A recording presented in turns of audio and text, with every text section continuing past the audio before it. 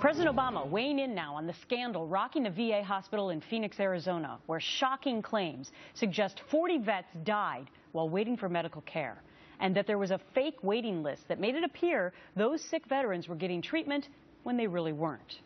The president vowing to get to the bottom of all of it. I immediately ordered the Secretary of Veterans Affairs, General Shinseki, to investigate. We also have an IG investigation taking place. And so we take the allegations very seriously. I believe that if somebody has served our nation, then they have to get the benefits and services that they have earned. And my budgets have consistently reflected that. That's why we've resourced the Veterans Affairs Office more in terms of increases than any other department or agency in my government.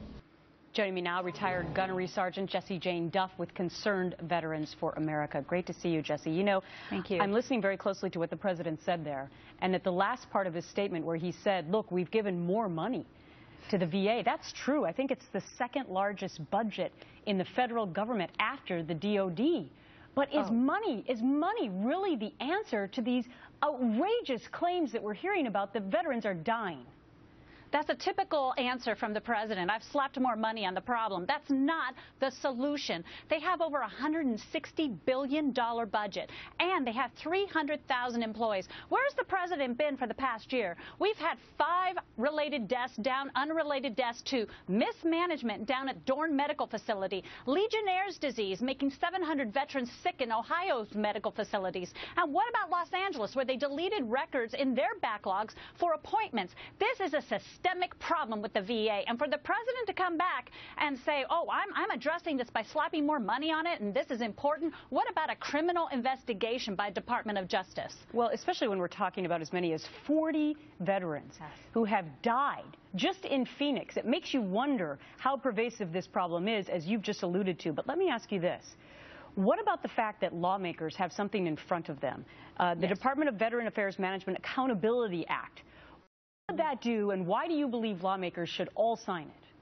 Every lawmaker should sign this bill. It will hold the executives accountable. Right now, Secretary Shinseki can't even fire his own executives who are making these horrible decisions. We're talking about 450 SES employees that are not held accountable. In this particular case, she was promoted. The director of the Phoenix facility used to be in Seattle, and she fudged the numbers. She lied about suicides that were on her watch. And instead of slapping her, they promoted her. So it's what?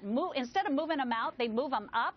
The VA Management Accountability Act will give the same authority to the Secretary of the Veterans Administration that the Secretary of Defense right now enjoys, and actually used in 2007. Secretary Gates fired executives. You know, I think what's going to be so outrageous the more that we learn about this story, and I just want to let the viewers know that the allegations are that this particular woman who was in charge in Phoenix at the VA there, that she had this secret wait list, all to make a bonus, because she was going to be judged on, you know, how well they handled patients.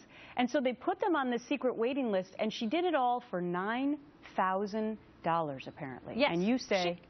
She got a $9,000 bonus and is mismanaging the entire facility. There were 1,600 veterans on this secret list who never got care. They're sick. They were never noticed. So they had a fake list that reports back to Washington that says, hey, look at our numbers. We don't have a backlog in our appointments. Meanwhile, they are dying like dogs, and you could have taken them to a veterinarian and gotten better care than the VA medical facility in Phoenix provided. You know, Jessie Jane, it'll be interesting to see if congressional hearings happen, if the Attorney General decides to investigate this. We are going to stay on this story, and I appreciate your thoughts today.